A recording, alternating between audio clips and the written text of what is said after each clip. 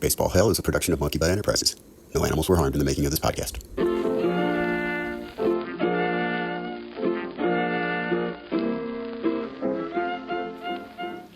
Well, hello everybody. This is Tommy the K. It's June 23rd. I'm here with Ward Davis, and you're in Baseball Hell.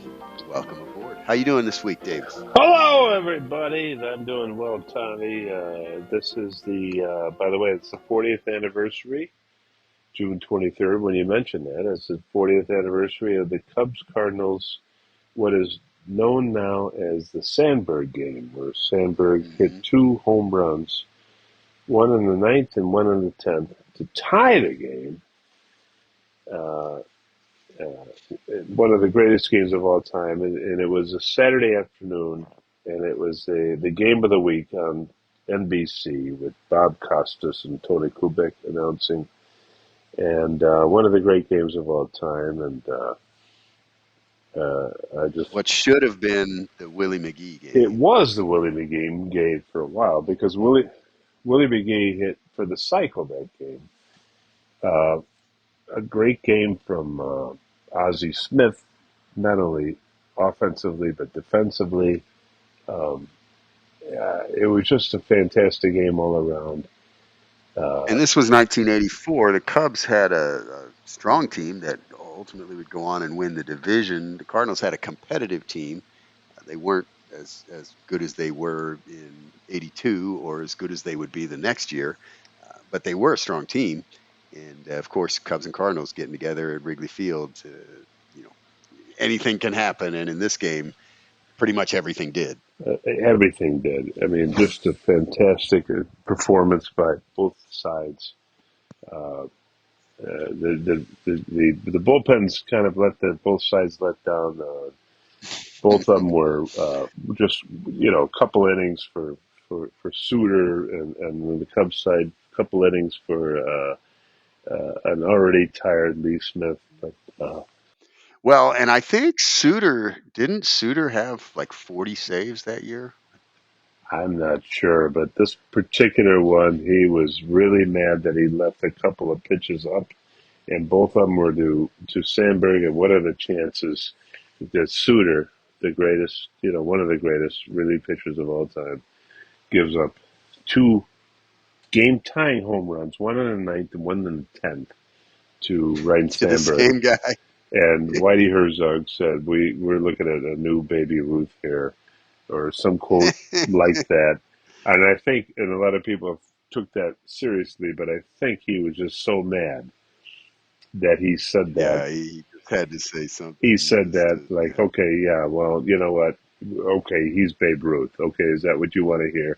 I think that's his point. Mm-hmm. But a lot of people said, okay, they took it literally. He must be Babe Ruth if he hit 2 home runs off my guy. Right, but it was just a fantastic game. And if you can go back and see that game at any point, and Bob Costas made a really good point, I think during the 9th or 10th inning, when the Cardinals were still up, he said, you know what, whoever loses this game, the fans might not realize this, but the reality is this is one of the greatest games you'll ever see in a great ballpark on a beautiful Saturday afternoon.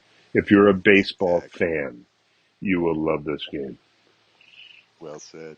And I'm looking at the stats. 1984, arguably Bruce Suter's best year in the majors. He had 45 saves and a 1.54 ERA. Pitched 122 innings. That was the most he ever threw. Yeah, this was his best year. 2 bad pitches. Yeah. To the wrong guy. What Sandberg said later was, I knew he was going to throw the split finger fastball, which was his signature pitch. And I just wanted to get underneath it and lift it. And he did. And they both went out to left center field. One of them, I think, went out of the ballpark. Yeah, and I mean, everybody knew that he was going to throw that pitch, and they typically couldn't do anything about it. But if he left it up like that, and you had a really good hitter like Sandberg, he could have a chance to do something with it. Yeah, but it was just a great game. It was a Sandberg game, and then later on, they replayed some of that game today because this is the 40th anniversary of that, June 23rd, 2024. And today, his statue is unveiled, and they had a ceremony, and it was a very nice thing. Sandberg has.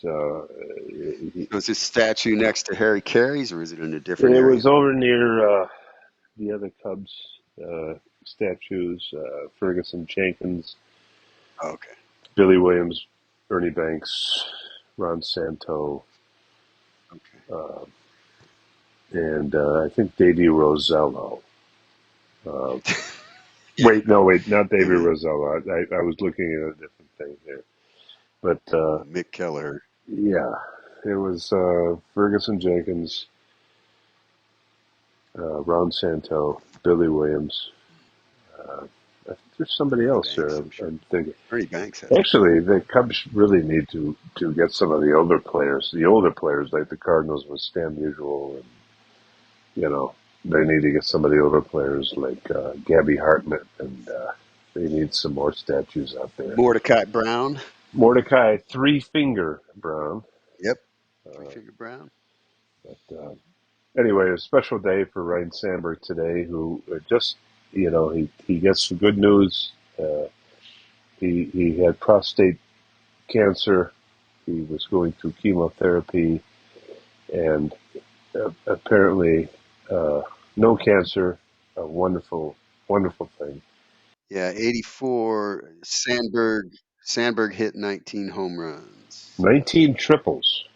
19 triples. Yeah, led the league in triples, led the league in runs scored. Yeah, he had over 100. I think he had 100 runs scored, and 887 ops. Yeah, that's when he broke out, because he started the previous couple of years, but he wasn't anywhere near that hitter that he became in 84. Because I'm looking at his ops was only 683 in 82 and 667 in 83.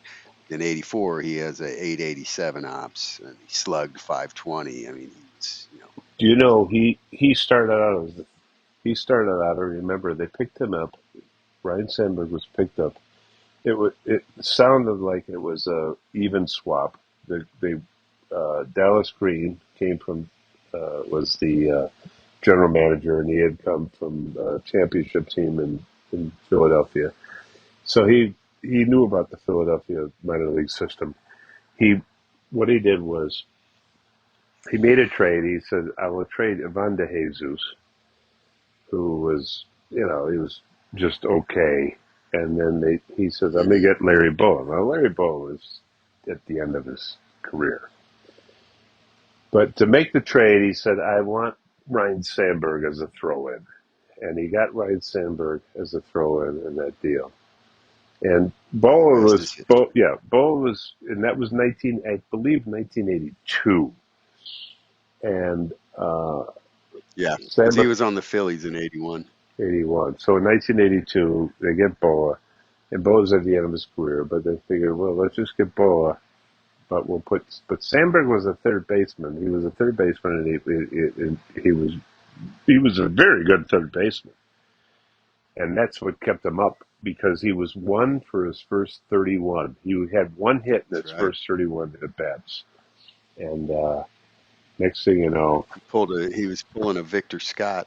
he was doing very poorly. But because he had done so well at third base, because he was such a good fielder, and the Cubs were really bad, it helps when you come up and you're on a bad team. Because if you're on a good team and you're not doing well, you're Yeah, gone. and the Phillies were good, right? And Yeah, they but still had Mike Schmidt at that point, and they're like, we're not going to let this kid. This kid's never going to come up and start. the Cubs were terrible. So they figured, well, what else do we have? And then Yeah, eventually they got Ron yeah, Cey they were going to take a chance, and they were going to invest the time in him that he would not have gotten at Philadelphia, because with they a still good had a very team. competitive team at that point. Yeah, Exactly. So, and then they eventually got Ron Cey for third base, and then they moved him to second, and he became the, Gold Glove, game star. you know, all-star second baseman and eventual Hall of Famer. But anyway, 40 years ago today, was the game where he hit 2 home runs, and that had to be a little painful. Do you remember that game at all, by any chance? Yeah, it's very painful. And you were texting me, hey, turn this on. They're showing the replay of this game, and I'm like, you know what? I've watched the replay once before, and it's painful to watch. And it's you know I don't want to see it again. It's not quite up there with Game 6 of the 1985 World Series, but it does it's not enjoyable as a Cardinal fan to watch the end of it anyway. It's good to watch McGee get his hits, but yeah, turn it off after 8 innings. But at the same time, to see McGee do so well, and then Ozzie Smith Yeah. was not only doing well offensively but defensively, it was just wonderful to watch the performances of both sides. But the fact that it was both teams, and then the Cardinals ended up on the losing side of it. Of course, the Cubs ended up catapulting up to the playoffs, and at the time in 1984, it was just National League East versus National League West, and then you play 5 game series, and whoever goes to the World Series. It wasn't several series in a row.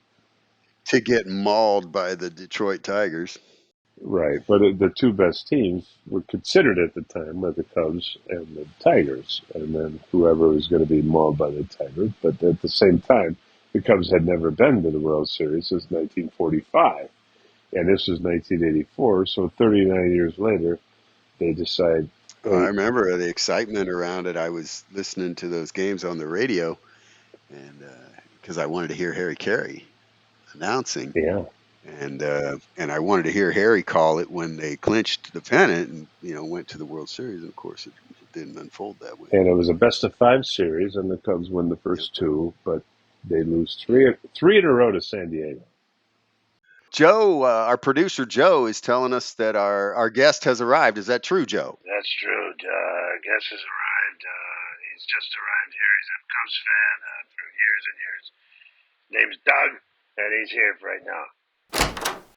All right. I'm coming into the studio. Entre nous.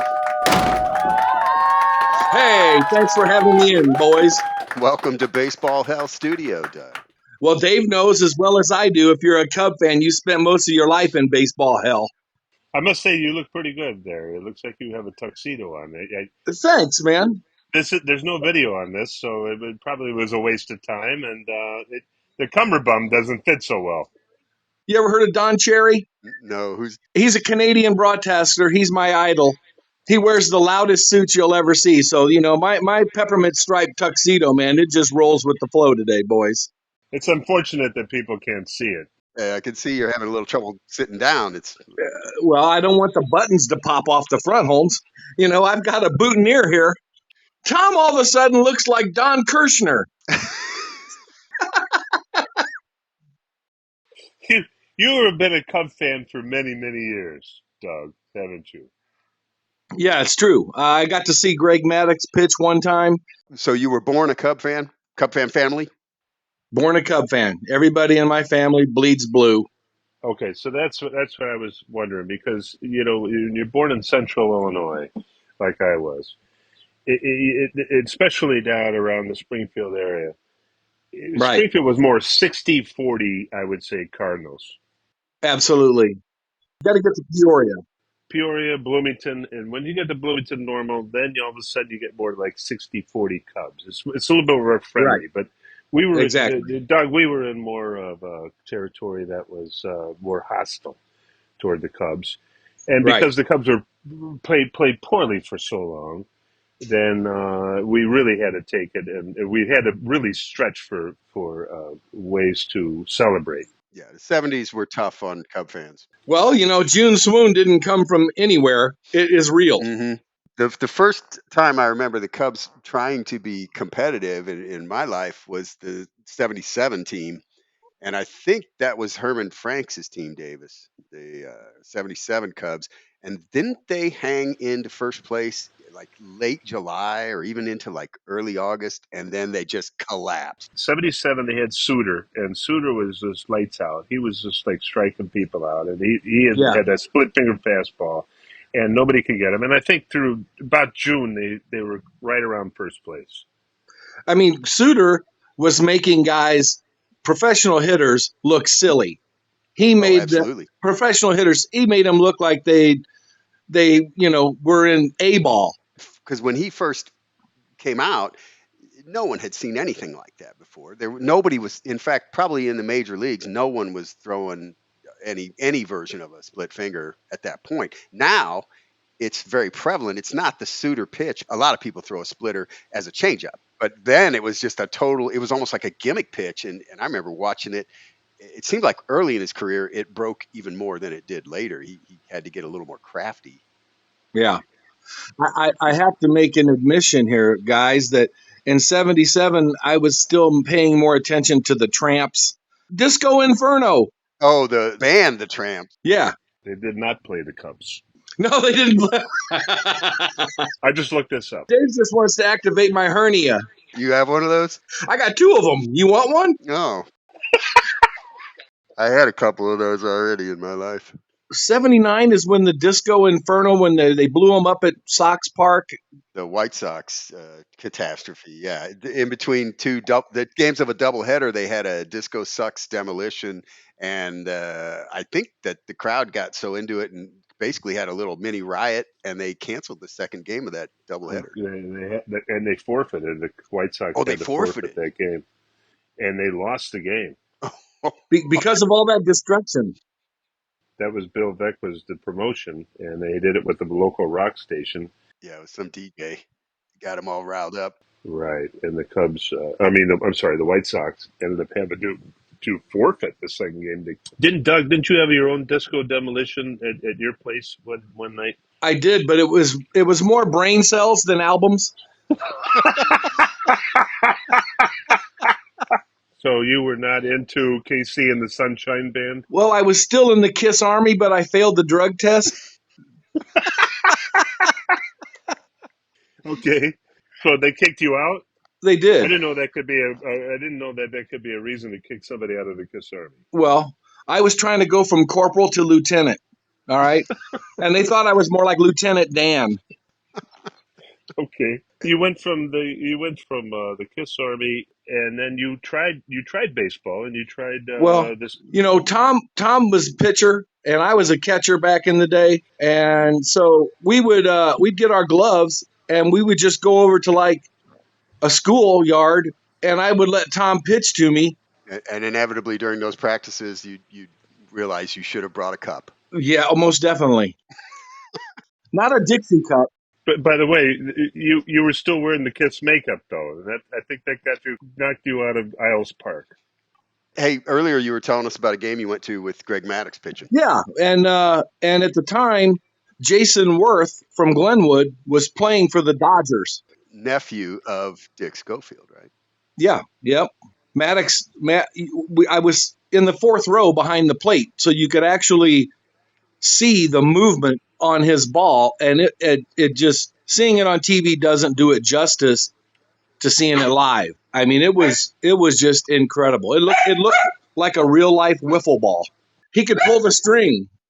It had to be magical because you said earlier Suter made hitters look bad. Maddux made hitters look bad too, and At 85 miles an hour. just mesmerizing them. And Maddux, they didn't square him up. He didn't give up a lot of mash contact. He was just wicked. And the Dodgers, year in and year out, they're solid up and down the lineup. And I don't remember what the final score was, but I think the Dodgers maybe only had 2 or 3 hits the whole game. Maddux, like you said, yeah, it was very fast. 1, 2, 3, 3 up, 3 down. He didn't throw a lot of pitches. He just put it in there, let you make soft contact. Yeah, he'd come right after you, man. I love the guy. Maddux is one of my favorite Cubs of all time. Period. Yeah, I was very depressed when the Cubs let him go to free agency. Yeah. That was Dallas Green. No, I don't think it was. That was I think Ed Lynch, maybe. Was it Lynch? Yeah, maybe I could be wrong. I got to look this up, but it wasn't. It wasn't Dallas Green. No, Dave. Dallas Green. It was Shecky Green. It was Shecky Green that did that. He traded him for 2 bottles of Cuervo. Right, and Buddy Hackett.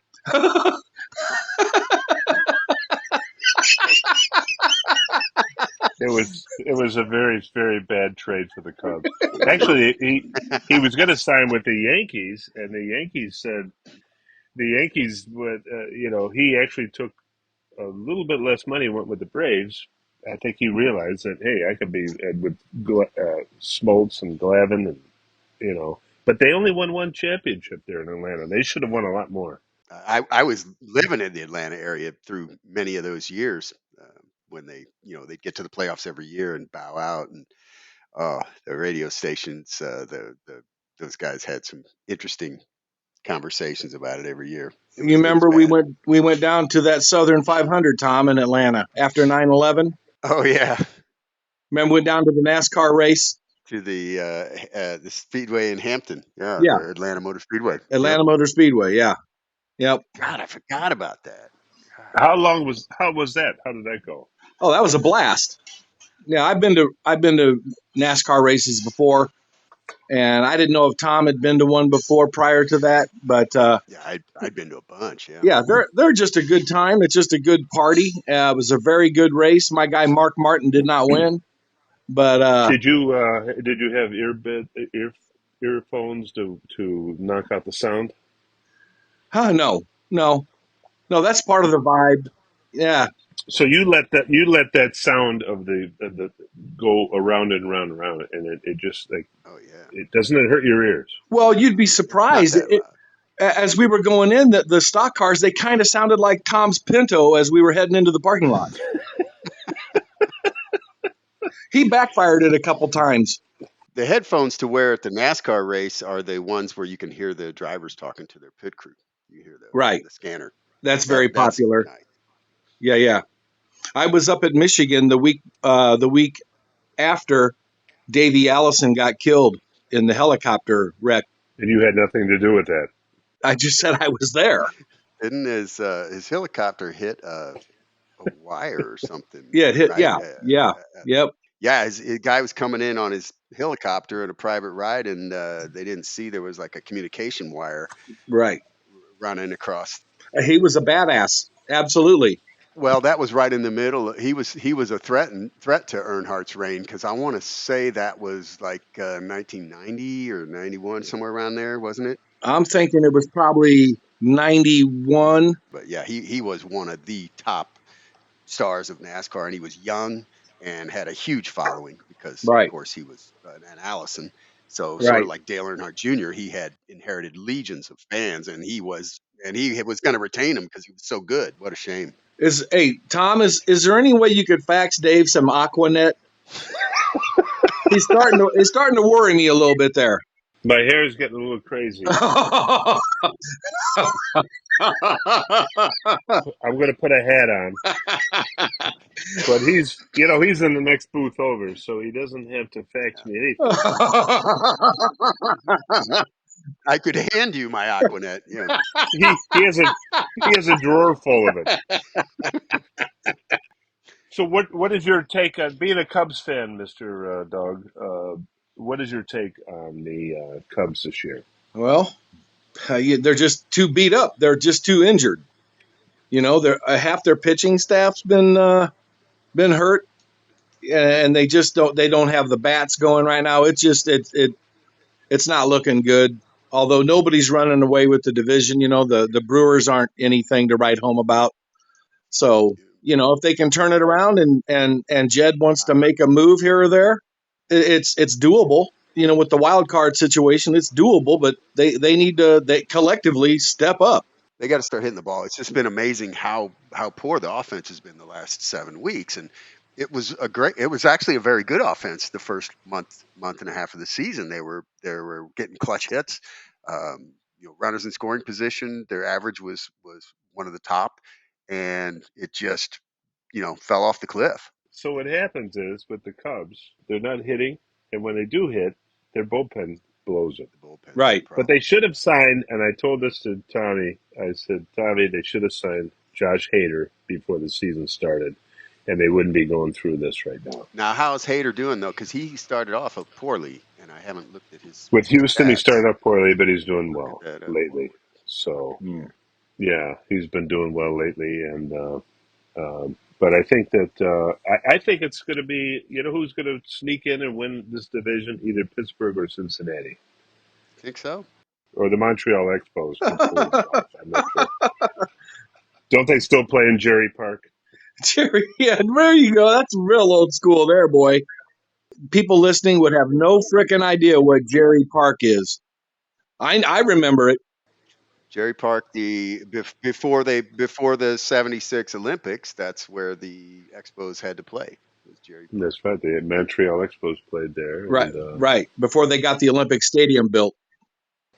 had the really good young outfield of let's see, they had Valentine, Dawson, and Warren Cromartie. Yeah. Tim Wallach was at third base, was a damn good third baseman. That guy could Yeah, jack, man. He was a Gary Carter. Gary Carter. Yep. yeah, Gary Carty behind the plate. Yeah, Didn't they have Tony Perez playing first base? Yeah, and they had to get rid of all those guys. all of them. That should have never happened in baseball. You're absolutely right, Doug. That should have never happened, and it ended up, killing that franchise. And it's a damn shame. Right, because now they're the Washington Generals, or no, the Washington Nationals. Washington Generals. That's who plays. That's who plays the Globetrotters. They're playing the Globetrotters tonight, I think. I got the Globetrotters minus 300. I wonder if they ever had those. I think any of those betting lines would have the Globetrotters games on. What would be the line on the betting lines on those? If they broke it up by quarters, you would bet on the Generals through three quarters. You're right. Fourth, it all just goes to shit. Yeah. So, Doug, what are you going to be? You're going to be watching the Cubs game tonight, obviously. Cubbies. I watched the Sandberg induction party there. Very well done by the Cubs. Yeah, excellent statue. We talked about Sandberg earlier. Yeah, they did a great job with his statue, and it was a good. The people gave good speeches and everything, and you couldn't argue with Rhino. Like he said, there were days where he would be in a slump, but he always brought the leather. Every game, the dude brought the glove, and he'd save you 2 runs a game if he didn't get you 2 RBIs. He had good wheels too. Excellent wheels, no doubt. One year he stole 54 bases. One year, that was in between the years of the people weren't stealing as much, but except Doug, you were stealing things. Just from Watt Brothers. That's a pharmacy? Is that a pharmacy? That's where I stole my Playboys. Now calm down, dudes. Tom's stealing National Geographics. I'm stealing Playboys. I didn't know any better. You were a little bit more advanced on the topless stuff. Yeah. Well, we'd send Hugh Keating up there to order a chocolate malt, and then we'd go clean their ass out. You have to do what you got to do. Yeah. It's just it's Buy condoms from those old dudes, and those old pharmacists would be, and it was so embarrassing. You go there to buy some rubbers, right? It was just like the movie Summer of '42, where you're up there like, give me a malt and some sprinkles, and it was an old time pharmacy, and you would go in there and I remember you went in and bought some rubbers one time, and you said, give me the Trojan, 12-pack of Trojan something, and the guy said, wet or dry, and you said dry and a stick of butter. And so what he gave me, dude, was a roll of saran wrap and some Crisco. Mm-hmm. But you didn't let it slow you down. No, I had rubber bands from my paper route. Okay.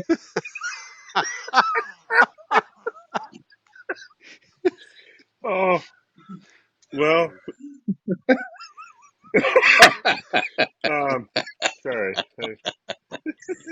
Watt Brothers. He was right down the street, right? I only had to go to Watt Brothers because Dave quit selling condoms outside the Prairie Rose ice cream shop.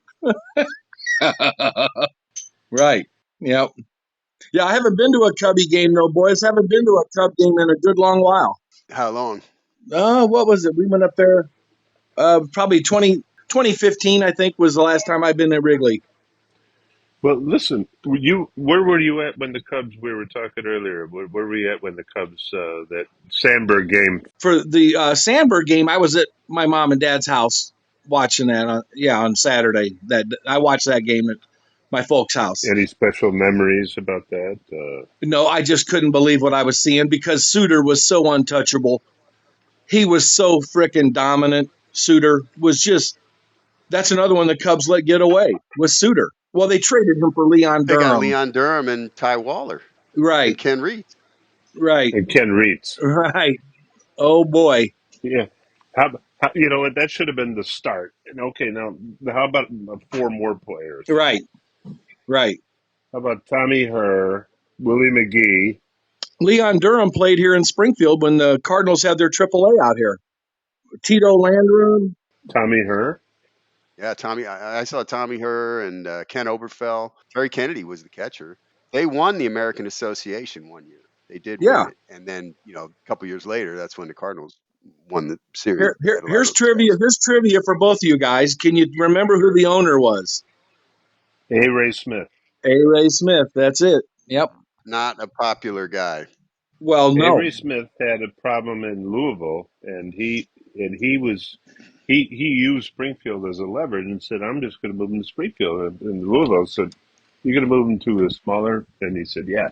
But the great thing about it for Springfield was that they ended up having all of these great winter caravans where they would have all Oh these yeah, great stars because he was connected with all of the great baseball players. Dave. In fact, I was thinking about that, and actually had made a note. I wanted to bring that up this week because I went to one of those caravans. My dad had a small business in Springfield, and he would buy a couple season tickets each year. Kind of probably wrote it off as a tax write off or whatever, and he could work with customers and all that. Well, we would get the tickets a lot of times, but we went to one of you'd get to go to the caravan if you had season tickets, and we went, and Jack Buck hosted it, and this one that I went to, they had several of these old superstars from the Negro Leagues there. And I got Cool Papa Bell's autograph, Satchel Paige's autograph, Buck O'Neill, I believe, was there. These are like, Negro League Hall of Famers, right? And a couple of them are now MLB Hall of Famers. God knows what I ever did with the autographs. I was just going to ask you. Do you still Oh have them wow! here? Those guys were cool as hell. They were up there telling all these old stories, and Jack Buck was emceeing the whole event. It was great. I was probably only about 13 years old, but I got drunk anyway. On Kang. Well, it's the powder. You know, it was who knows what was in that powder. Dave, I wish you wouldn't do that. You reminded me of SpongeBob. I just took my hat off, folks, and my hair is sticking straight up. He always kind of scared me for a second there. I don't mean to. Just busting your balls, man. Doug, I remember in the early 80s, you took a little detour and were rooting for the Brewers for a while. I was a big Robin Yount fan. Yeah, I remember that. You loved Yount. You need to apologize for this. I happened to see Rush in Milwaukee when the Cardinals and Brewers were playing in the World Series, 82. Okay. And all Rush came out wearing Brewers jerseys, and the crowd went frickin' crazy, man. I mean, plus they were just absolutely killer live too. But um, the Brewers or the Cardinals, I mean, ended up coming back and winning. Harvey's Wallbangers couldn't keep up with Whitey's Rabbits. That was a great series because it pitted, a team that had, I don't know if they had set the record for the most home runs ever. They were close to it. I can't remember, against a team that hit like the fewest home runs in the league, Right. in the World Series. And it was just completely contrasting styles of baseball. Hey, Tom, you'll know this, man. Did Ted Simmons ever get a cigarette sponsorship?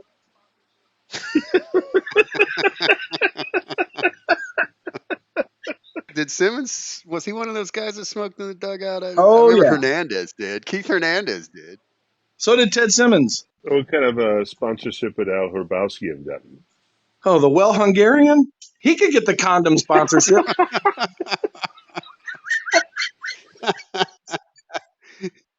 I don't think it was the well Hungarian. I think he was the I think he was the mad Hungarian, wasn't he? I think you're mixing that up a little bit.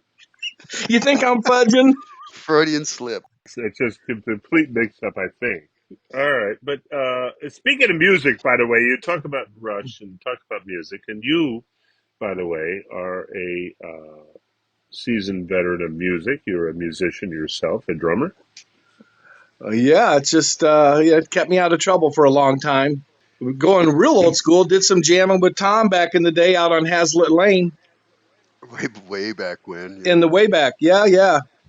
What are you doing now, and where can we listen to you now?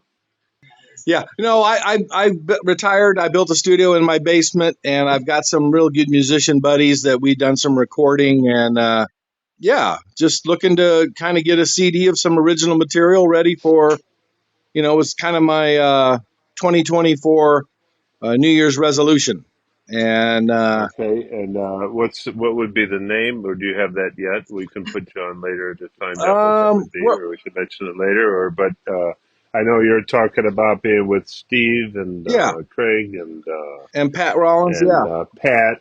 You need to plug your link because you're reaching an audience of nearly 20 people here. Oh yeah, okay. Well, we're called the Resins.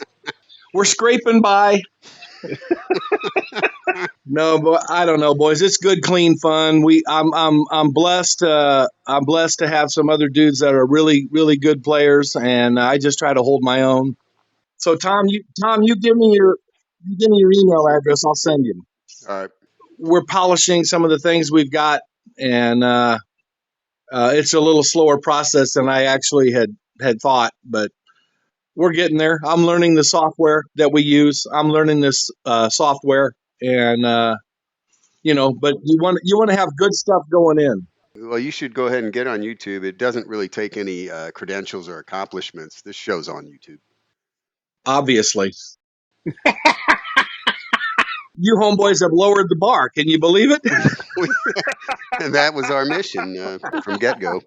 Well, I have to say that I think you're going to be a repeat guest on this show. Well, how often do you guys get together, man? Every hour, and of course, we've been doing this for weeks since the beginning of the season. So Yeah, we started week 1. This is episode 11. you can see how important you are. Oh, episode 11. Okay. Hey, Dave, do you still have that Pete Lecoq card? We talked about Pete Lecoq a couple episodes ago. Now, Dave sent me a bunch of pictures of some of his baseball cards collection, and it's pretty impressive, Davey. Well, I sent you pictures of base. I went through some old baseball cards, and I found like the ugliest players. And I shouldn't say ugliest players. I should say players who took unfortunate pictures. And also players who had the most unfortunate names in the league. Oh, And Pete Lecoq, I thought, was one of them. I mean, Yeah. you have a name like Peter Lecoq. I mean, that's pretty rough, ain't it, man? that's pretty rough. And he never. Sorry, Yeah, Tommy, more editing. And Mr. Editor, I wanted to tell you that one night I had a slip up when I was Dave, keep that freaking ball hat on your head, boy. Holy crap.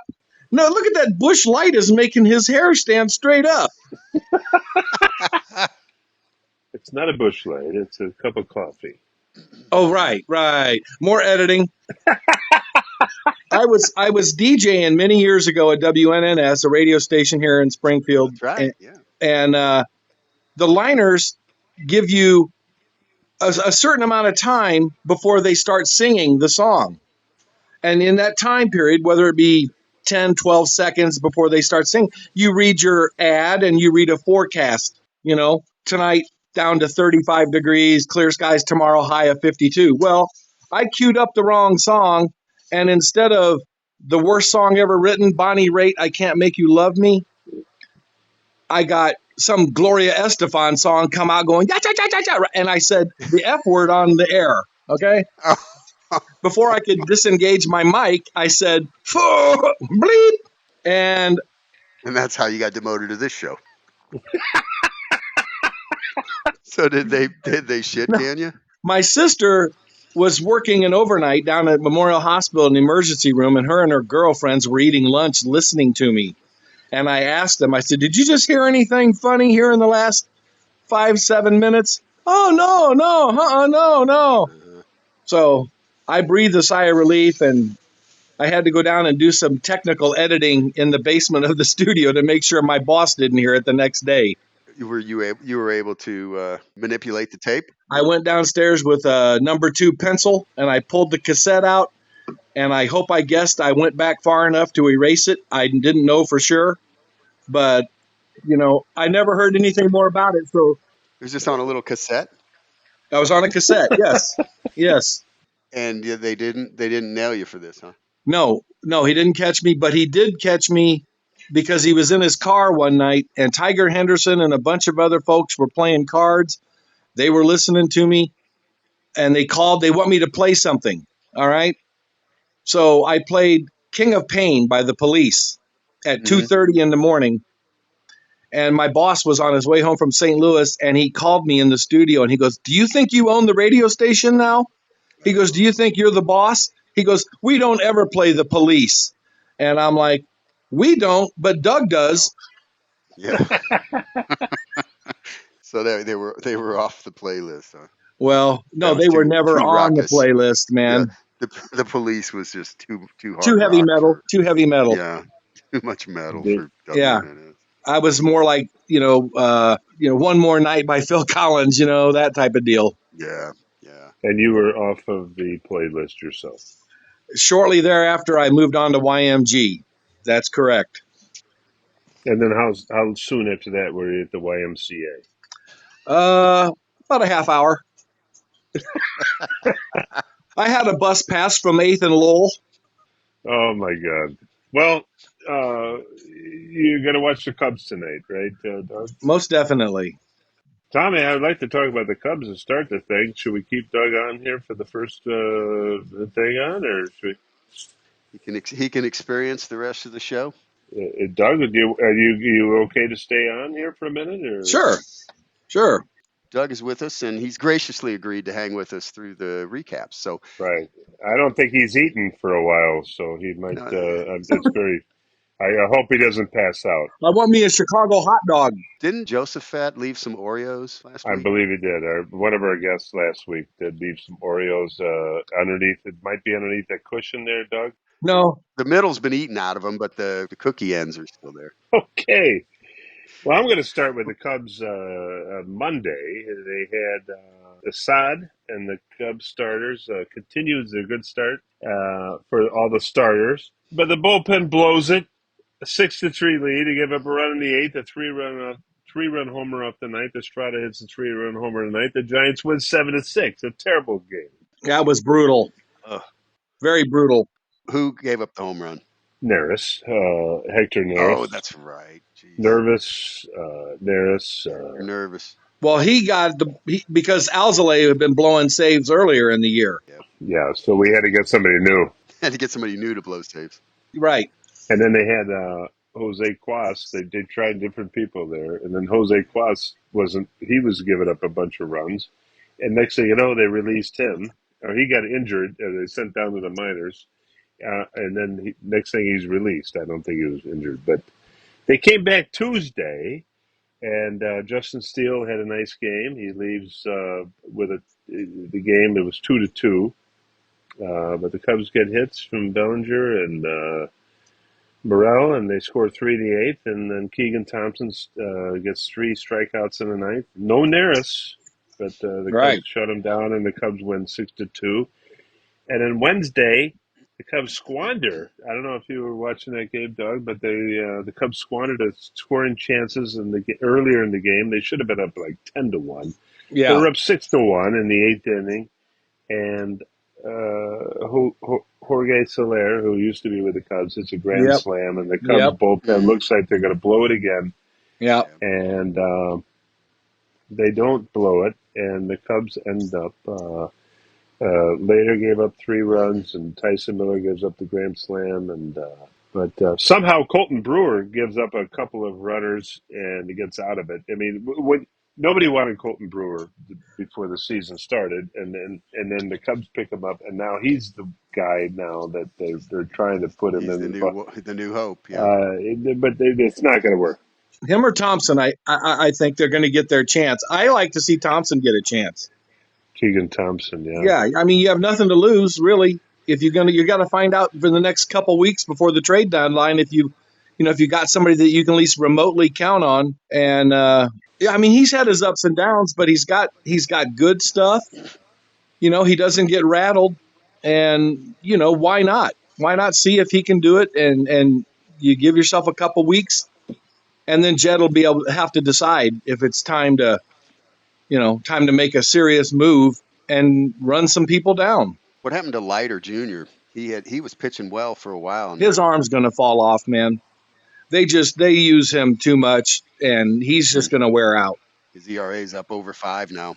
Tommy, I'm the one who you should be asking this question. Ask the question again, will you? Davis is getting jealous. No. Ask the question again, Tommy. Dave, what happened to Leiter Jr.? Oh, his arm's going to fall off.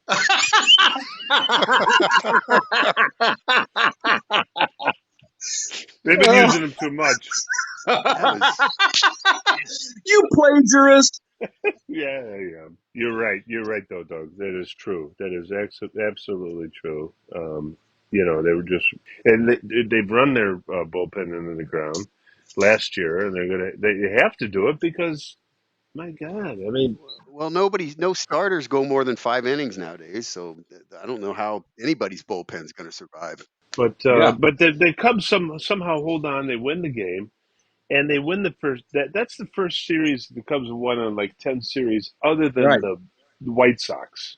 And you can't really count that because you're playing. The White Sox are just the worst team in baseball. White Sox are a AAA team. I know, with some good players, but it's just sad, But other than that, you can't really count that as a series win. But 10 series, you don't win anything until this one. But then they had an off day Thursday, and Tommy, let's go to the Cardinals. Okay. Well, the Cardinals started off the week. Now, Doug, do you want to stick Miami. around for the Cardinals? Well, that's the most fun heckling. Go ahead, Tom. Yeah. All right, so the Cardinals start the week off. They're 35-35, hanging out at that magical 500 mark, something that has eluded them for the better part of the year and over a year, counting last year. They're in Miami, scoreless game. This was Sonny Gray versus Braxton Garrett. Scoreless game until the top of the 5th. Mike Ciani. I told you about Mike Ciani. Hits a solo home run, puts the Cardinals up 1-0. Sounds like Howard Cosell. That's my cheap poor man's Howard Cosell. Bottom of the 6th, Jazz Chisholm, RBI double ties the score. Top of the 8th, Ivan Herrera gets an RBI single. Brandon Donovan adds a run with an RBI single. Cardinals are up 4-1. Bottom of the 8th, Sonny Gray leaves this thing with the big lead. And Jojo Romero comes in, puts a runner on, and De La Cruz jacks a 3-run homer off of him, ties the game at 4-4. Gray had to be super freaking pissed watching this because he had pitched awesome. Yeah, and that's got to be so backbreaking, man. Oh, he was pissed. Yeah. Anyway, this one goes into extra innings. Carlson gets a sacrifice fly to scores Burleson. Cardinals go up 5-4. The Marlins answer back in the bottom of the inning, so they go to the 11th. Neither team scores in the 11th, so it's 5-5. They go to the 12th. Mason Wynn hits an 0-2 pitch for a 2-run homer. His 4th of the year. Cards go up 7-5. Bottom of the 12th. This thing ain't over yet. Gordon hits a shot into the corner. It goes under the wall. They've got there's a little lip, and the ball goes under this lip. And Carlson's trying to act like, oh, I can't get the ball. It's lodged in this thing. It wasn't lodged in there. There's still about a 1/4 of an inch gap between the top of the ball and the bottom of the sign. So anyway, the guy ends up getting a triple because he stood there, he threw up his hands. So anyway, now it looks like, oh shit, the Cardinals are going to blow this game, right? Now it's 7-6. The ghost runner scored. Guys on third, with like I think nobody out. They hit a fly ball to Carlson in right. He guns Gordon at the plate on a sac fly. I mean, probably a 1 in 100 chance. I mean, and he nailed him, man. Made a so after he screwed up, letting the guy get to third, trying to claim it was ground rule double, he did gun the guy at the plate. Next batter hits a fly out, and the Cardinals hold on and win. So they win this one 7-6. Good thing they won it though, because the next game they go into Cardinals are up 6-4 after 3 innings, 7-4 going to the bottom of the fourth, but they just can't shut off that high-powered Marlins offense. And so this one is what do you got? 6-7. This one's tied 7-7 at the end of 9.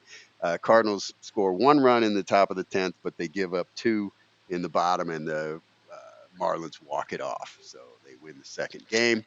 And the third game, the Marlins win this one too by a score of 4-3.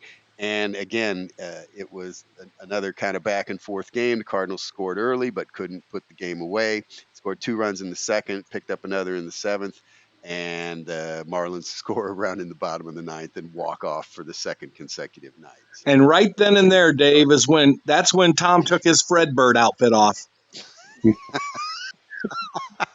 I believe that's correct. so anyway, the Cardinals exit this series losing 2 out of 3. You bought that for him. That was my confirmation present, my confirmation gift from Doug. He took the name Fredbird.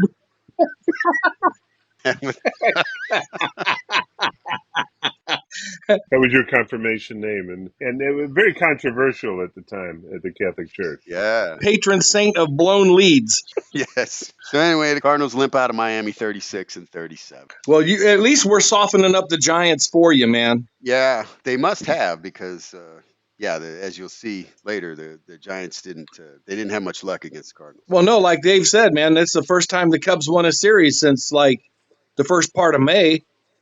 Because they took 2 out of 3 from the Giants, as opposed, just that sweep of the White Sox doesn't count. We sent you the Giants kind of on a stretcher, okay? They limped in. Yeah, Pretty much, yeah. Yeah, because the Giants keep looking up and they'd say, Jesus, we got the Dodgers and the Padres. We can't compete. Go ahead, beat us up.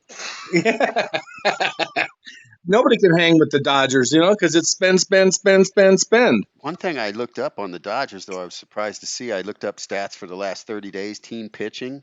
Dodgers are 29th. Well, they've had a lot of injuries, too. check their team batting average. They're probably hitting 290. Yeah, they don't care. So, yeah, they still have a good lead.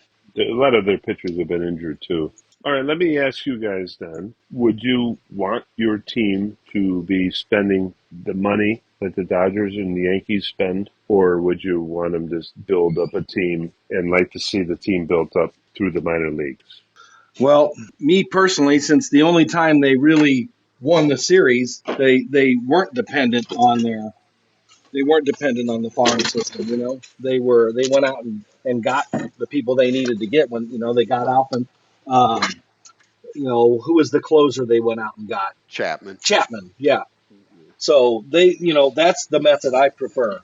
Get close with what you got homegrown, and then when you need that last piece, you go get the last piece. Yeah, make the move at the trade deadline. If your ownership has the money, and the Cubs do you spend it on the players and the team, or do you spend it on your farm system and try to get your team to build a team that way? Like the Braves have they've built that team that way. Kind of depends on, I think it depends on what you've got presently, because you've got to look at your current roster and say, hey, I've got a strong nucleus here. We have a window of opportunity of 3 years, 4 years. How are you going to achieve the complementary pieces you need on that roster in order to win a championship? You can't do that through the draft. Hopefully you have that core, and you complement it while you're making wise draft decisions, and then you end up like the Braves, where you've got something, or the Astros, right, where you've got something that can last 8 years or 10 years. And the Cardinals had that. The Cubs should be a spending team, but they seem to be a building team. And I don't mind that, as far as you could build a team like the Braves or the Astros, like you said, have done. But, to build up that farm system. But at some point, sometimes those guys are good, but they're not great. Like the Braves in Houston have got great players. But sometimes, the Cubs have had twice, they've had players that have been considered great, but haven't really worked out. It worked out for one championship. You want to build a dynasty where you're not rebuilding every 5 years. Well, I mean, and what do you consider success? Success is continued where you don't have to go through rebuilding every 5 years. The Cardinals had that going from the early 2000s until about 2017 or 2016. So they had a good, 13-year run there where they were competitive pretty much every year.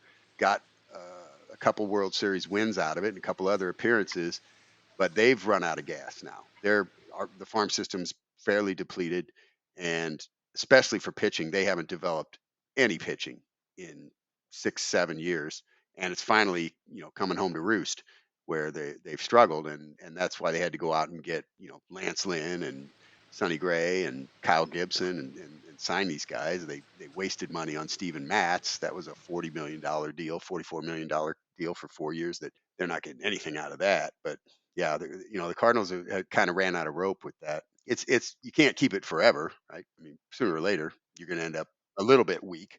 Then you got to be really smart about how you're going to rebuild without having to collapse and go and do a 100 loss season. Well, the Cubs have a larger revenue stream and should be more active than the Cardinals would ever hope to be. But it's all about spending that money wisely. You can piss away a ton of money. Look at the Mets, look at the Padres. You can spend 280 million and not even make the playoffs. Yeah, and how many world championships have the Yankees won in the last 15 years or so? Well, and those teams that won in the 90s and the early 2000s, they weren't completely bought teams, right? They had a nucleus that they stuck with. Yeah, and having Derek Jeter helps. Yeah, Bernie Williams, Right. Paul O'Neill. Doug, what did you play? Little League or Corey League or any Little League baseball games? Yeah, I played up through high school and finished with Tom and out at Chamberlain Park. In a year we both need to try to forget. Yeah, We didn't go out in a blaze of glory, put it that way. yeah. No, I played hardball for from 8 years old to 17. Could they have? Could you guys have spent more money on players? It probably would have helped if I wasn't wearing tap shoes. That's true. It's hard to get from first to third with glass slippers on. Plus, you ate all the candy instead of selling it, and they didn't even have enough money to buy the uniforms. I was the Heath Bar King. You need a black market Heath Bar? Come see Doug. That was it. I remember that. I remember telling people, like, I know a guy. So, Davis, let's talk about the second series for the Cubs this week. Playing the Mets. Yeah, they played the Mets, but there's not really a lot to talk about here. It's just like the Mets hit Imanaga. Badly. Imanaga gave up 10 runs, 11 hits, only walked one. Only walked one. Like he never walks anybody. He gave up 10 runs, 11 hits. He gave up home runs, home run. And, in Japan, he gave up a bunch of home runs. I'm surprised he hasn't given up many home runs here. But let me tell you something. This is how good this guy, let me tell you, this is how good this guy has been pitching. He pitches 3 innings, gives up 10 runs and 11 hits, and his ERA is 2.96 now. Yeah. That's how good it is. Usually it'd be about 4, 5, 6. Right. But you got to give him a break because he's had a few bad games, but not many. Not many. I No. think only two, really. Right? Yeah, about 2 or 3. A couple he was off, but this one he was really off. They were tagging him. They were tagging. They were blasting him. Wind blowing out a little bit, and then the next day the Cubs turned the table and they beat the Mets 8-1.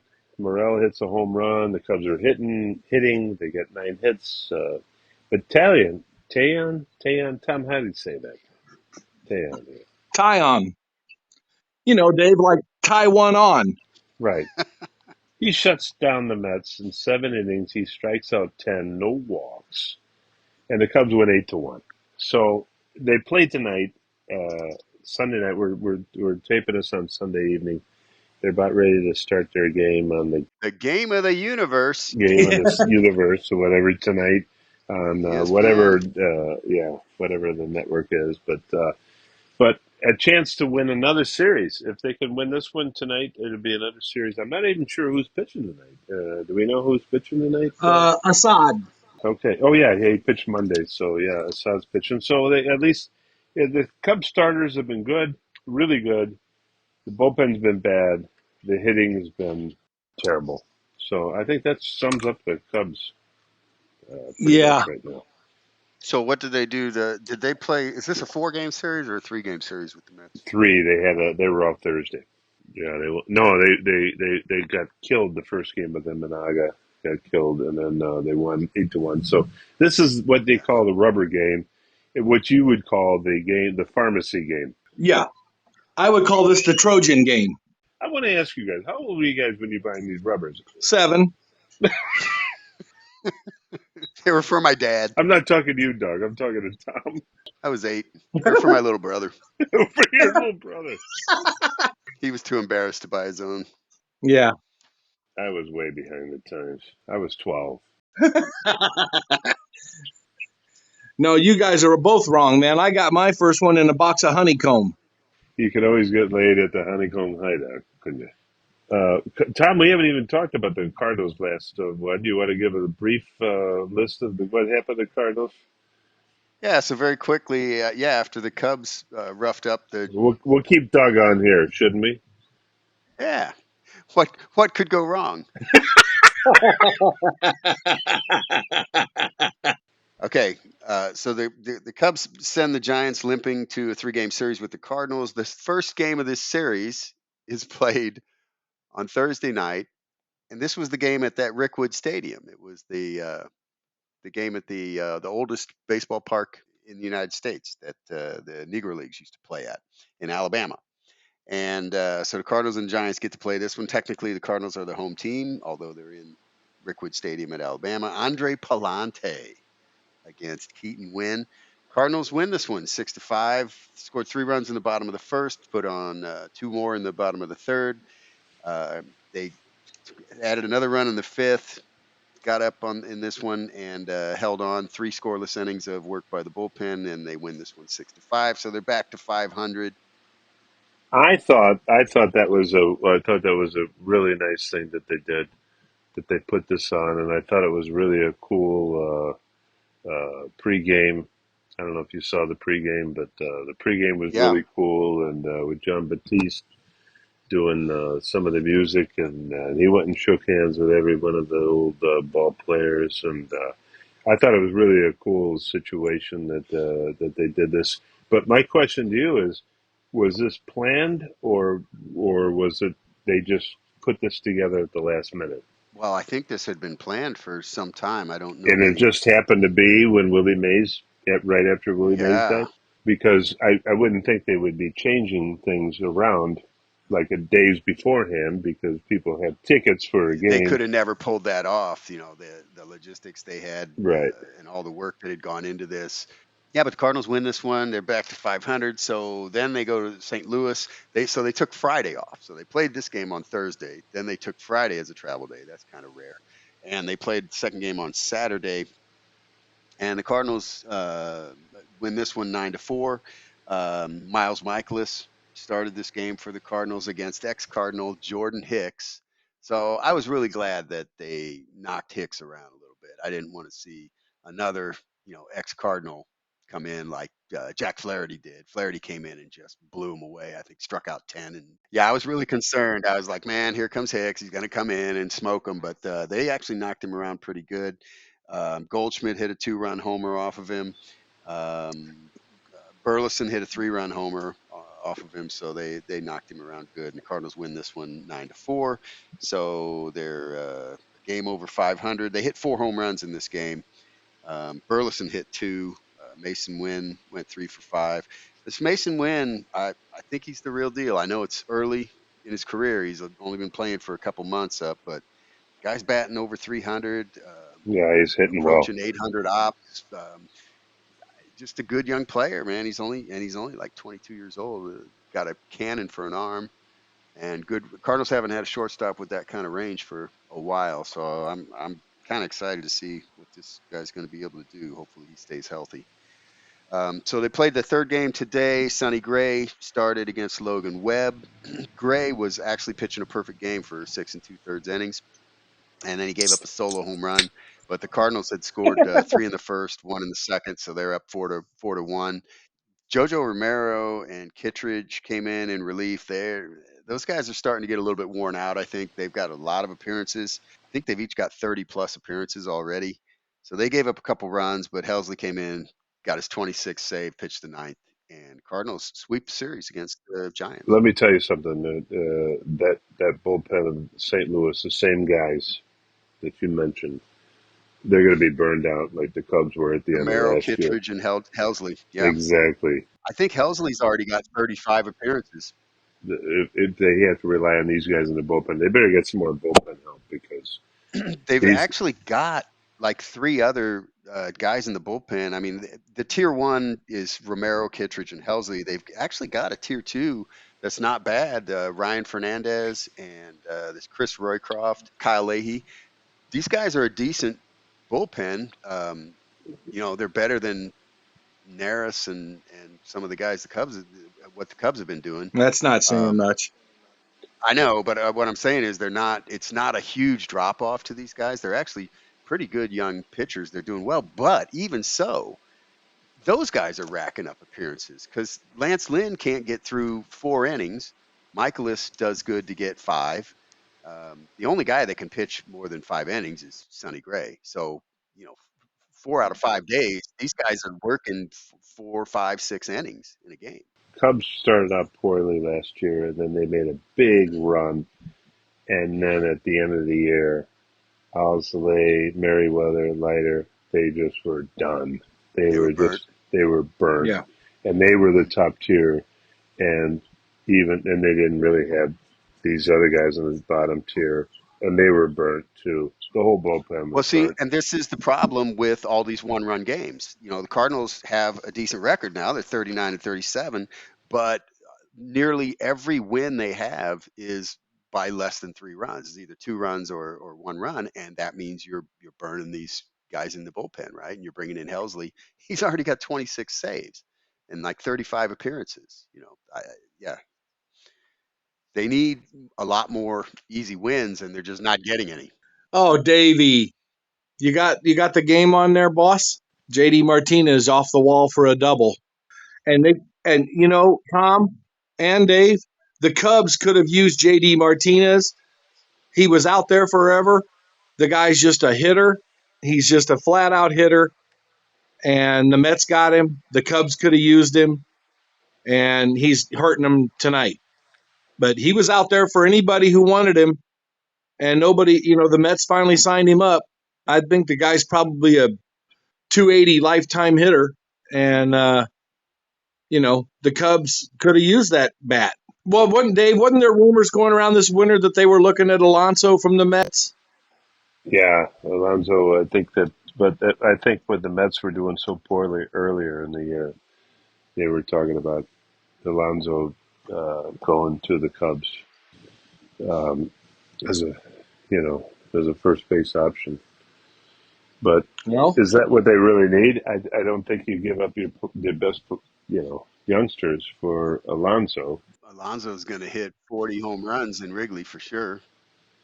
I mean, it would be great, but he'd be a monster at Wrigley full time. Yeah. I mean, we're talking like Mike Smith type of numbers, man. Yep. He'd certainly be better than Patrick Wisdom. Bush. But for Patrick Wisdom, I think he's got to go. Wisdom's just a bench player, man. He's a good guy to have. Yeah, but I know. But so if he comes off the bench, what's he going to do? What's he going to do off the bench? Come up and pinch hit and possibly hit a home run every like. He came within an eyelash of walking off against the Cardinals. I know, but an eyelash. He's hit a lot of close possible home runs. But how many home runs does he have? Yeah, but what are they paying Patrick Wisdom? He's a bat on your bench. It's like at least you got somebody who has a chance to get an extra base hit, come No, off the they bench just and got to pitch get hit late. no. They just got to get rid of that guy. Cardinals got like Mike Ciani off the bench. I know, but every once in a while, Brandon Crawford. how often is Patrick Wisdom's going to hit a home run for you? Once. I mean, if he hits 15 home runs in a year in 200 at bats That's a over lot. over well, yeah, but That would be a oh, lot. That's a lot of home but he's runs. also hitting 197. You All know, right. Well, no, so's half the league, and it no, goes. you got to have. I'd rather have a guy like they should have when Florida was trading Arias, Yeah. the third Yeah. baseman. They should have got that guy. He gets on base, strikes out 5% of Oh, the time. he's incredible. Yeah. Yeah, that's the guy they should have gone for, and then gone for Alonso. Dave, I'm worried about your coffee intake. I'm drinking a lot of coffee. I said you're going to be up till 3 in the morning if that's coffee, man. You still got your paper route up there? Well, I have to get up at 3 in the morning for the paper route. Well, then I serve mass at 5:30. He's got to take a Lunchable, Tom. Yeah. Were you ever an altar boy? I was. From second grade to eighth grade. Yes, sir.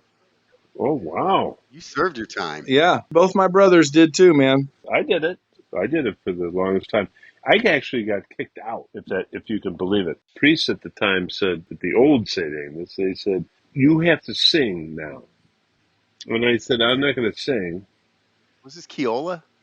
Kiola and Havey, Father Havey. And they said, you have to sing. And I said, I'm not singing. And they said, you're singing or you're done. I didn't sing. It was a Saturday night mass, and I was like in eighth grade. And I'm like, I'm done with this anyway. I can't remember if it was Father Kiola or Father Havey, but they said, you're done. And I said, okay. You'll never serve in this town again. I went home after Saturday night mass. And I said I was just fired. That was my first job I was ever fired from. They didn't tell you to sing, Dave. They told you to sin. Oh, And Dave didn't want to do that either, so they didn't fire his ass. I went right to the pharmacy and got the rubbers. All of us of a certain age did our time altar boy. I evaded it. How did you evade that time? I don't know. My mom always wanted me to do it, and I just kept weaseling out of it every year. Oh, Tom, it was the best. In the beginning, it was fantastic because Really? because you would get out of school because they'd say, "Hey, we got a funeral. We need some altar boys." Right. They would come into your classroom and they Yeah. would say, "Hey, we need somebody to serve a funeral." You know, Hmm. funeral mass. We got a funeral mass, and it would be like a Tuesday, like at 11 o'clock in the morning, and you'd be like, "I'll do it. Do Yep. we have any altar boys in here?" And you get a tip. You'd get $5 or $6 tip. If the priest if they were kind enough, they would take you with them, and then you would go over to the house afterwards Hmm. for little sandwiches and Food, little yeah. snacks and stuff like that. Yeah. Yeah. It was the greatest thing. But you also had to do like 6:30 mass before school. That's That was true. You had to do the 6:30s and the 8 o'clocks, and And we had to do a week at a time. Every mass that week was yours. you'd be in the bulletin, the mass bulletin, and like who's serving the mass. You would actually get credits. You would get a credit, like a movie credit. You'd be like, who's serving the mass too? Ward Davis serving 6:30 a.m. all week. Yes, sir. Hey, boys, I'm gonna step out now so I can go get some din. well, Doug, man, it was great having you on the show. We'll have to have you back Oh, sometime. it was my pleasure, man. You guys are always fun to BS with. I can't keep a straight face around Dave no matter what anyway, man. Not with that hair under. No, not when he's sideshow Bob, man. Well, thanks for being on, and we'll have you on again. And It's a blast. And thanks, Tom, for you guys getting me on. It's always fun catching up and and it's always fun going old school a little bit here too. And of course, we can always talk baseball till the cows come home, man. That's no problem. We didn't even scratch the surface with Stratomatic today. No, we need to do a whole episode on Stratomatic. We'll have to go there, Tom, because that was fun as hell back in the day, man. Stratomatic baseball, yeah. Yeah, keep me in mind sometime. Have me back on. I'd love to do it again. And in the interim, man, you guys peace out to you guys, and go Cubbies. All right, Douglas, enjoy that Italian food. All right, so wrapping up the baseball coverage this week. So the Cardinals end up 39 and 37. They're in second place. They're 4.5 behind the Brewers, who've lost 3 straight. Davis, maybe their house of cards is starting to collapse. We can only hope. Cubs are in third place, 2.5 games behind the Cardinals. They're 37 and 40. 7 games behind the Brewers, and of course they're playing right now as we speak. The wild card standings: Atlanta is way ahead for the first wild card. They're 43 and 32. The Cardinals have the second wild card presently, and San Diego's got the third. They're 41 and 40. The Cubs are 2 games behind San Diego for that third wild card right now. If the season ended today, the Cardinals would play at Atlanta. And I mentioned earlier, I was talking about the stats for the last 30 days, so I just wanted to give a quick rundown on the Cards and the Cubs. Home runs, last 30 days, Cardinals are 4th. Recall, they were 29th and 30th for a long time, so they finally started showing some power. Cubs are 19th. This is the last 30 days. Ops, the Cardinals are 14th, Cubs are 16th. Batting average, Cardinals 13th, Cubs 16th. Runs, the Cardinals are 14th, Cubs are 22nd. And pitching, Cardinals are 4th in the last 30 days, the Cubs are 21st. Okay, the Cardinals have the Braves coming into town on Monday through Wednesday. And no day off on Thursday either for the Cardinals. They'll be home against the Reds for 4 games going into the weekend. So no day off this week for the Cardinals. They host the Braves for 3 and then the Reds for 4.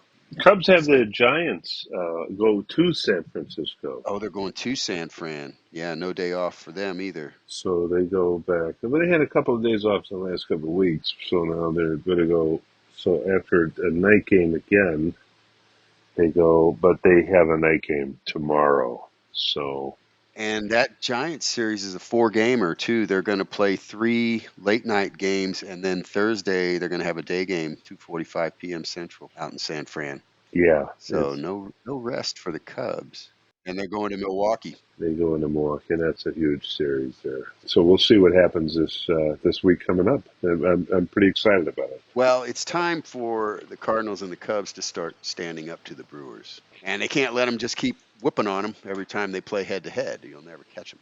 Hey, I had a story. We were talking earlier about this Cardinal Caravan. The one I went to was at the Forum 30 building. Mm-hmm. But it's, if you've never been in Springfield, Illinois, it's the only tall building in the city. It happens to be I think it's a 30-story building. Probably the next largest high-rise is half its size.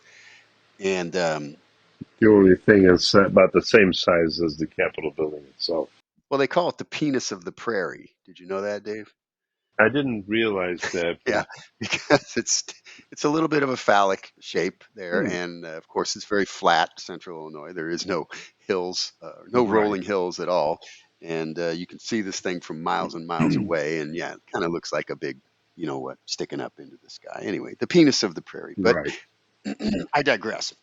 This story is about that building, the Forum 30, that I went to the Cardinal Caravan in several years later.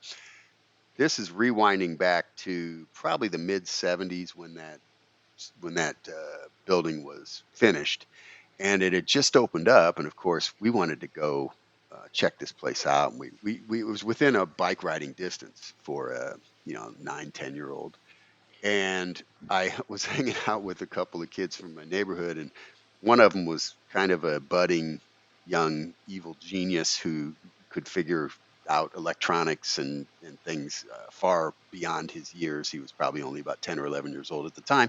Well, this kid somehow figured out how to cheat pinball machines. And you could play pinball. he would somehow like stick a nickel in, and if you just stuck it in and pushed in on the coin return just a little bit, you could get that nickel to stick. And then if that nickel stuck, you put in two more pennies, and ding ding ding ding, boom, you had two games, just like you had put in a quarter, and it would return the nickel and one of the pennies. Now they had a pinball game room at the basement in the on the first floor of that Forum 30 when it first opened up.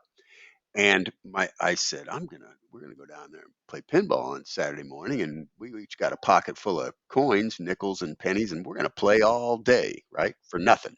So I think I said must have said something to my mom and dad or something. We're gonna up to that 4:30. We're gonna play some pinball. And my dad was like, the hell you are. You ain't going up there. That's for guests. And of course, I got up and Saturday morning and got on my bike and rode down there anyway. Right? Hey, my dad will never find me at 4:30. He'll just think I went and I'm hanging out with my friends or my buddies or I'm at the park playing baseball or something. Yes.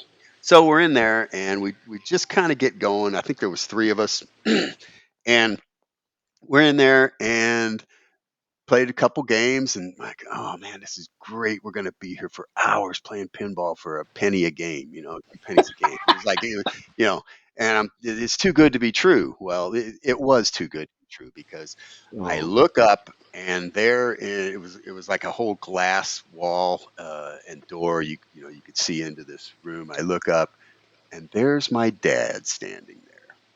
oh And my goodness. I'm like, oh shit, I'm in some real trouble here, right?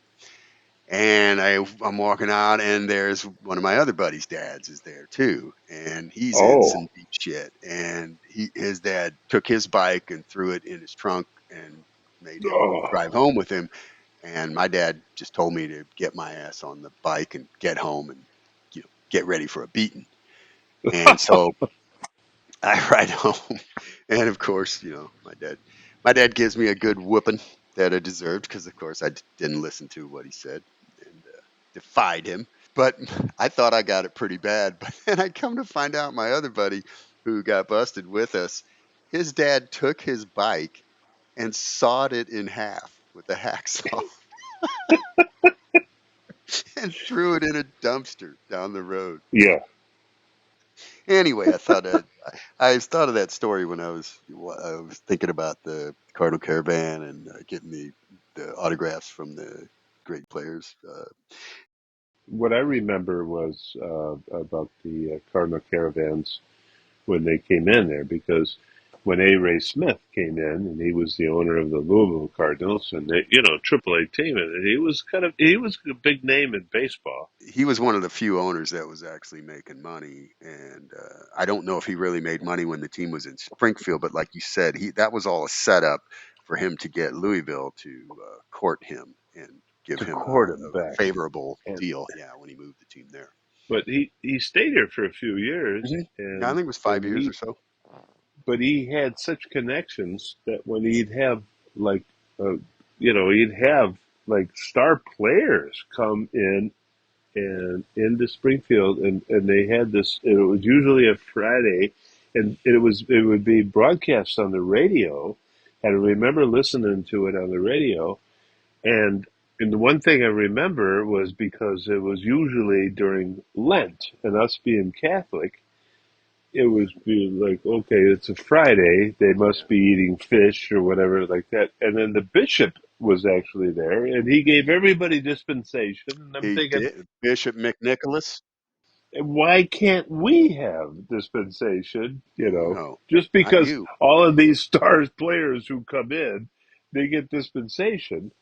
And although I was glad about it because they didn't care, first of all, and the priest, he blessed it, and it was a wonderful thing that he blessed it. But then he gave him dispensation. I'm thinking, huh. Special So I dispensation. guess we should have dispensation. Why can't we eat meat today? They're eating steaks. But they had, I mean, really star baseball players from the Cardinals come in, and they were telling stories, and it Yeah, was yeah.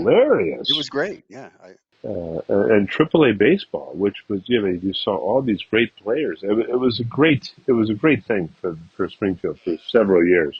my theory on that team was that They were always doomed though in Springfield because, and I think you kind of fell into this category, but you were never really gonna be interested in supporting that team because it was a Cardinal affiliate. And and 50% of the town, hates the Cardinals and 50% loves the Cardinals. But it's not a big enough town to really fill those stands every night. And I think they were doomed because a lot of the Cub population was just never going to really, get behind that team. And I disagree there because I have to say that because they would play Cubs well, they played the affiliates and Iowa they, Cubs team all the time. They played Des Moines, and Evansville Triplets was the Detroit team. Indianapolis was the Cincinnati team, and they had a lot of big hitters on that team. I saw I saw Mark Fidrich when Fidrich, this is one of the sad stories of Major League Baseball of our time. I mean, this guy yeah, was going to be a superstar for years. And I mean, the enjoyment that you got by watching this young guy pitch, he was so phenomenal and so quirky about it. And fantastic. he was a fantastic pitcher. And, he got hurt only right at the end of his first year or his second year. But he kept trying to come back for years and years. And I mean, I saw him pitch for the Evansville Triplets. He would come out. And, I mean, he just got shelled. His ERA was like 15 something. I mean, he could never come back. But hey, I saw Mark Fidrich pitch. Yeah, and what a great pitcher he turned out to be. But for just a short period of No, time, one but year. what He a had great 1 year. personality he was. Yeah, no, we all got robbed of something that we should have been able to enjoy watching for years and years, and Yeah, it got because he taken blew his away arm from us. out. They just kept throwing him out there, throwing him Well, out there, throwing him yeah, and out he there. and he hurt his knee shagging fly balls and batting practice, and then he messed up his shoulder trying to pitch different, and that whole thing just went out of control. And it was the '70s; they didn't have any way to repair him the way that they probably could today, right? He probably could have saved his arm. But anyway, Yeah, that I look at that one and I always think about Bo Jackson. What a fantastic athlete he was, and only for a couple years as a professional did we really get to see him healthy, playing football and baseball. And yeah, he probably would have been a Hall of Famer in both had he not gotten injured so young. And again, I say the fans got robbed of seeing something and enjoying something that they should have for many years to come. right. And we got the pleasure of seeing Bo Jackson here in Chicago at the White Sox, Mhm. and But he had an artificial hip by then, and he couldn't yeah, run. He was just a fraction of the player that he was when he first started. I mean, the guy was true. when he was on Kansas City and he first came out. I mean, he was just he could hit home runs 480, 500 feet and run like a deer, and then he's playing football and he's averaging 5.5, 6 yards a carry. I mean, he Yeah, could have been the best player in both sports. it was incredible. Yeah, you know, it's like Bill Lee, who was one of my favorite players with the Spaceman. Boston Red Sox. They call him Spaceman Bill Lee. It didn't matter if he was in the game or not in the game. He was just so interesting to listen to. Yeah. You know. Well, like remember Tug McGraw? They asked him, "Hey, do Oh you yeah. prefer real grass or artificial turf?" And he said, "I don't know. I've never smoked artificial turf."